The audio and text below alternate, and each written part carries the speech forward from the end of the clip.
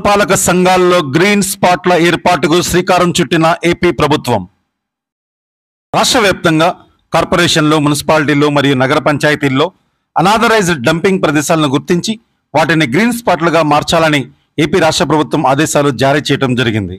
మంగళవారం నాడు అద్దంకి పురపాలక సంఘంలో మున్సిపల్ అధికారులు గ్రీన్ స్పాట్ల ఏర్పాటుకు శ్రీకారం చుట్టారు. ఈ సందర్భంగా అద్దంకి పురపాలక సంఘ కమిషనర్ సత్యనారాయణ మాట్లాడుతూ సిడిఎంఏ మరియు రాష్ట్ర విద్యుత్ శాఖ మంత్రి గొట్టిపాటి రవికుమార్ల ఆదేశాలతో అద్దంకి పురపాలక సంఘంలో అనాథరైజ్డ్ డంపింగ్ ప్రదేశాలను గుర్తించి వాటిని గ్రీన్ స్పాట్లుగా మార్చే ప్రక్రియకు శ్రీకారం చుట్టినట్లు తెలియజేశారు.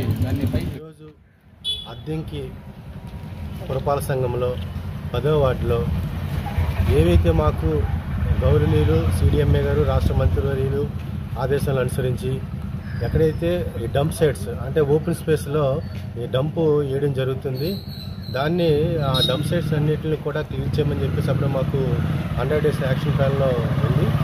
ఈయన ప్రత్యేకించి సర్క్యులర్ ఇవ్వడం జరిగింది. ఆ డంప్ సైట్స్ అన్నీ కూడా గ్రీన్ స్పాట్స్ కింద వాటిని కన్వర్ట్ చేయమని జరిగింది.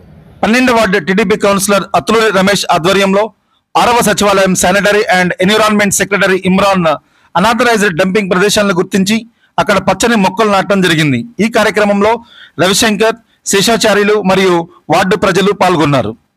ఈ సందర్భంగా 12వ ward TDP councillor Athuluri Ramesh మాట్లాడుతూ అద్దంకి శాసనసభ్యులు, రాష్ట్ర విద్యుత్ శాఖ మంత్రి గొట్టిపాటి రవికుమార్ సహకారంతో 12వ వార్డులో అభివృద్ధి పనులు శరవేగంగా జరుగుతున్నాయని, వార్డులో పచ్చదనాన్ని పెంపొందించడానికి పురపాలక సంఘ కమిషనర్, 6వ సచివాలయం శానిటరీ సిబ్బందితో కలిసి అన్ని విధాలా కృషి చేస్తానని తెలియజేశారు.